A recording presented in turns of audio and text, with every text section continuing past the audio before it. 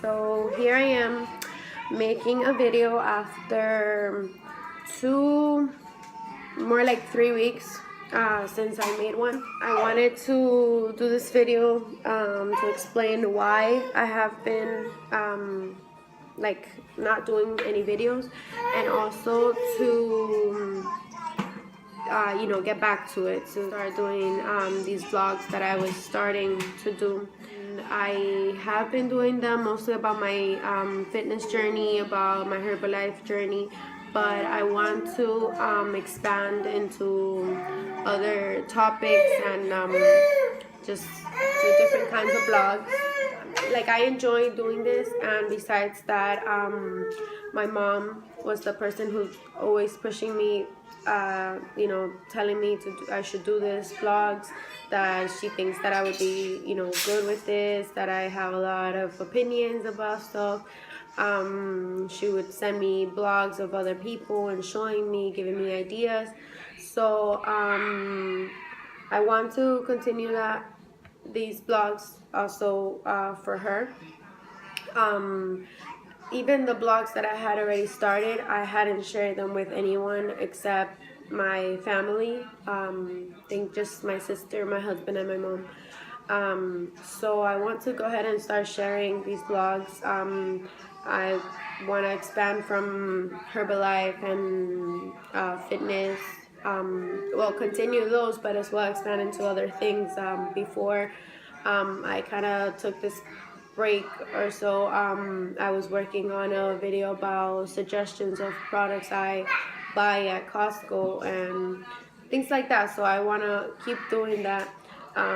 First, I want to explain why I've been on like this break from making these videos. And I think I should begin with, for those who don't know, my mom was diagnosed with stage 4 breast cancer that had already spread to a tumor in her hip when they found it in 2009. Back then, when they found that, they did chemo, she had a hip replacement, she had a right mastectomy, what else? She had radiation. It was tough, but we were very confident that God would take care of her and that she would be fine. And He did, and she was fine. And after that, after they tackled everything, she was in remission for about 5 years. 5 years of not worrying about it at all. Then about, like, I guess 3 years ago, the medicine that she was taking to control the cancer, to continue keeping it in remission, stopped working. They saw that in scans that she had every 3 months or so. So they started another treatment, and when that one wasn't working, they did another one, and then they kept going like that, or letting treatments, maybe if they were working for a few months and then switching to another one, until finally she was like, she found one that worked for 6 months. Then when it stopped working, they switched to another one, and so on. In total, they did 10 different chemotherapies, which is a lot, actually. The past 3 years, it was like, it's not working, it's working, it's very up and down. But she was very like full of faith for the most part. Obviously, it's not easy when they tell you that you have cancer, or that it's stage 4, that is something that's not gonna go away ever, and things like that. So, but she was very strong woman. She kept it together, because a lot of us might have not been able to handle that emotional roller coaster. So for these past 3 years, it was like on and off, it was the tree was working, then they weren't, then this one was, and the other one wasn't. So it was like this. The doctor maybe months ago told her that it was getting a little tougher because the cancers does start getting immune to chemotherapies. So, obviously we all kind of knew that she probably was going to pass away within the next years, or I don't know, somewhere close, we thought possibly that could happen. For those who don't know, my mother was like my best friend, my sister's best friend. I saw it, puppy. We consulted her for everything. I mean, basically, overall, we were very close to her. She was very involved in our lives, very involved with our kids. I have 2 kids. My sister has 2 kids. We both have toddlers, so my mom took care of them all whenever she could, whenever she was healthy. She was just always there for us. Anything, call her, So it's not like I see some people that talk to their moms once a month or something. No, it's just like we talk to her every day. And she was living with my sister, but whenever she got sick, she would come live with me so I could help take care of her, since I'm a stay-home mom. I have more flexibility in my schedules and stuff. So just recently she had come here. She was here in my house. I was taking care of her, just helping her be comfortable and stuff while we figure out what treatment was going to work or not. So then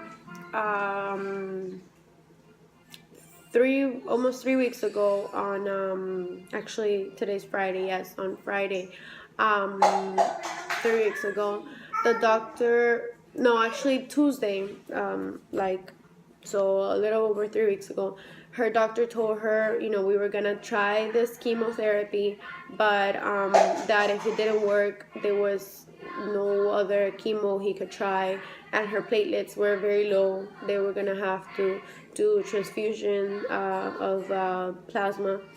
That he was gonna try it, but that after that one, if that one didn't work, there wasn't much that he could do anymore, especially if your platelets are really low.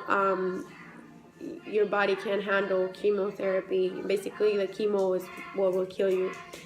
So she accepted it pretty calmly. Me and my sister and her, we all talked about it, and we were okay. Like I said, we kind of knew months ago that this day would come. So, we took it okay. Obviously, I'm not saying it was easy. I mean, I'm just saying we didn't go nuts. So, we were pretty calm about it, I guess. Then on Friday, she was supposed to go for her chemo. But, I helped her get her ready and stuff. And then when we're just ready just to go to the car and go, which it's not far, actually. It's just a couple minutes, a couple blocks from my house. But she didn't, she would take 2 steps and she would just she couldn't, she would have to sit back down because she felt like she said she felt she couldn't breathe. So I called the doctor. They told me to put her oxygen up. She had oxygen thing, to put it up and see if that would help her get to the car and at least get to the chemo. But we tried it, and either way, she couldn't even take a step, and then she felt she couldn't breathe. She had to lay back down. So she had already said the previous day that she didn't want hospice care yet, that she wanted to keep trying, that she wanted to keep, trying to live, and she was, I guess, very conflicted. I mean, it's not easy when they tell you that you're going to die. So at that moment, when she saw that she couldn't even, go somewhere, I talked to her. I told her the options that the doctor said: either get the hospice care at home, or call paramedics and have them bring you to the hospital, and you'll have hospice care at the hospital. But he said he can't do any chemo because if she's so weak, her body can't handle another chemotherapy. A lot of people, like a lot of her friends, kept telling her, have faith, don't give up, you can live. And she was very religious, very Catholic, and so people are telling her, God can make a miracle and he can keep you alive. And so that made her very conflicted. But at that point she realized, like, I talked to her, and what both my sister and I would tell her is that if you believe that that God exists and that there's heaven, and that he promised us eternal life after we pass, that why are we so scared of dying, and why are your Catholic, very religious friends telling you to keep fighting and to don't give up, like basically saying, like, if you die it's a bad thing. If God wants you to pass and go with him, he will do it regardless. If he wants to keep you alive, he can do it as well. That's what I believe. Anyway, so that's what we told her, like, you just let him do his will, whether it's keeping you here or it's taking you with him. Let's trust him. Let's enjoy the time that we have. Let's like I told her, I know you don't like hospitals. I know you don't like to be hospitalized. So what's better than having this hospice care here at home, where you can be with your grandkids, which she loves so dearly,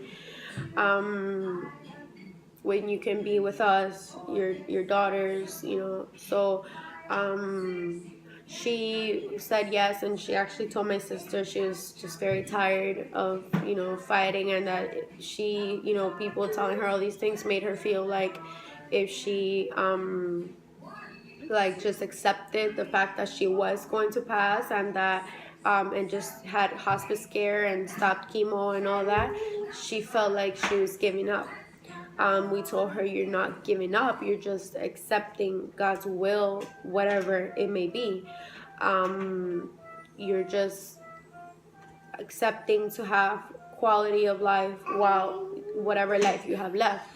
You're not giving up. I mean, she's fought for 7 years. That's not giving up. I mean, I know her friends and acquaintances that told her these things, like, had good intentions, and what they meant to do was motivate her. Hola! And what they meant to do was motivate her. So, I mean, I understand completely. It's just maybe they didn't know the extent of her disease, like of the disease she had, of the cancer. Because you hear a lot of stories like, oh, so-and-so has cancer, and then they just have some surgery and then it's gone. Well, hers was not like that. Hers had already spread to different parts. Throughout this past 3 years, she had tumors behind her eyes. She had different areas in her liver, was a lot of activity. Just hers was already in different places in her body. So maybe they thought that it wasn't so bad, since they saw her always so active and always helping everyone. And I guess it was easy to forget that she had this disease in her body, this cancer. So maybe that's why, that's why my sister and I told her, listen to us, listen to the doctor, listen to those of us who know what it is that you have been through.